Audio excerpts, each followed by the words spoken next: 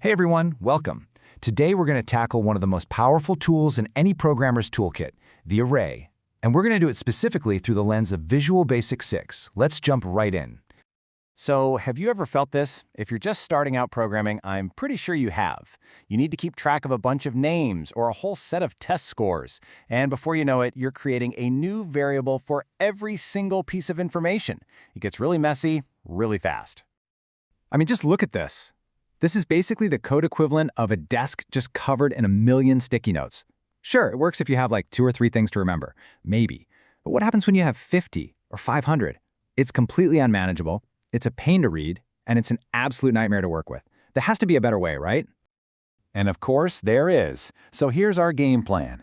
We'll start by really nailing down the problem with all that scattered data. Then we'll introduce arrays as the smart solution. We'll break down the different types, get hands-on with how to actually use them, see how they look in a real application, and then wrap up with some pro tips to help you avoid those common traps. All right, first up, let's really dig into why this is such a problem. Like we just saw with that mountain of sticky notes, using individual variables just doesn't scale. For every single new piece of data, you have to write a new line of code and think of a new name to remember. This way of doing things isn't just inefficient, it's practically a breeding ground for bugs. And that brings us to the smart solution, arrays. This is where we bring some serious order to all that chaos. Think of an array as the intelligent, elegant way to manage collections of related data. It's the structured filing cabinet that's going to replace that messy pile of notes. Okay, let's get a nice, clear definition up here. An array is just a collection of items, and, this is important, they're all the same data type, all stored under one single variable name. You know, the best way to think about it is like a row of mailboxes. You've got one main address, that's the array's name, and each individual box has a number, which we call an index. So instead of a dozen different addresses, you've just got one address with numbered slots. Simple. So you might be asking, why should I even bother with this? Well, the benefits are just huge. For starters, your code becomes so much simpler when you have one name for many values. It also becomes incredibly easy to do something to every single item in your list just by using a simple loop. And behind the scenes, your computer loves it because it stores all this data together in a really organized way. Okay, but it's not quite that simple. Not all arrays are created equal. In VB6, you're mainly going to run into 2 types, fixed and dynamic.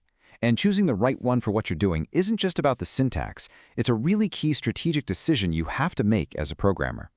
And this lays out the difference perfectly. On the left, you've got your fixed-size arrays. Think of this like a shelf that's built to hold exactly 5 books. You know the size up front, and it's not changing.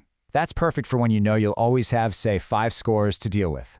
Then on the right, we have the dynamic array. This is your expandable accordion file. You declare it with empty parentheses, and then you use the redim command to change its size on the fly whenever you need to.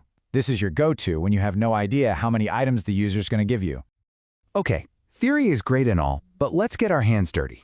How do you actually work with these things? Let's talk about the core operations, how you declare them, how you resize them, and how you process the data that's inside. Now, this is probably the most critical operation for dynamic arrays, resizing without losing all your data. You declare it, you give it an initial size with redim, you add some stuff to it, but then when you need more space, you have to use redim preserve. That preserve keyword is absolutely crucial. Seriously, burn that word into your brain. If you forget it, redim will just wipe out everything you've already stored. All that data, gone. All right, now here's a pro tip that is going to save you so much headache down the road. Sometimes you'll work with arrays that have more than one dimension. Think of like a grid or a spreadsheet with rows and columns. When you do that, redim preserve has one very critical limitation. It can only change the size of the very last dimension. So you can add more columns, but you can't add more rows. If you try, your program's going to crash. So how do you process everything in your array? You do it like this. This right here is the gold standard. Instead of hard-coding numbers like for I equals 0 to 4, you use the L-bound and U-bound functions. L-bound gets the lowest index number. U-bound gets the highest. This makes your code so much more robust because it automatically adapts if the array's size ever changes. Your code just works, no matter what. So up until now, we've been stuck in the code, right? Behind the scenes. Now let's bring this stuff to life and see how arrays actually look in a real application. Let's follow the data from the user into our array and then back out onto the screen.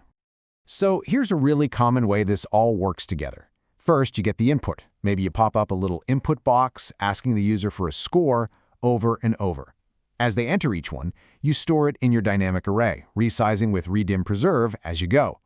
Then, to show the whole list, you just loop through your array and add each item to a list box on your form. And finally, if you want to show a summary, like the average score, a simple MSG box can pop up with the result. Easy. All right, we have covered a ton of ground. To wrap things up, let's do a quick-fire round of pro tips and common mistakes to avoid. This is the stuff that separates the beginners from the experts. So we've already talked about L-bound and U-bound, your best friends for writing flexible loops. But there's also the erase command. This one's super useful. If you use it on a fixed size array, it just resets all the values back to their defaults, like 0 or an empty string. But if you use it on a dynamic array, it does something more powerful. It completely frees up the memory that array was using. And finally, let's talk about the traps, the 3 classic mistakes that trip up pretty much everyone at some point. The number one culprit is the out-of-bounds error. That's when you try to access an index that doesn't exist. Using L-bound and U-bound helps a lot with this. Next, type mismatches. You can't put a word into an array you've declared for numbers. And a final piece of advice, VB6 lets you make all your arrays start at index 1 by default, but trust me, it's much clearer and safer to always declare your bounds explicitly, like 0 to 4. So, what's the big takeaway here? Arrays aren't just some random piece of code syntax, they are a way of thinking, a powerful method for turning a total mess of data into something clean, structured, and orderly. You now have the blueprint for managing information cleanly and efficiently. The only question left is, what are you going to build with it?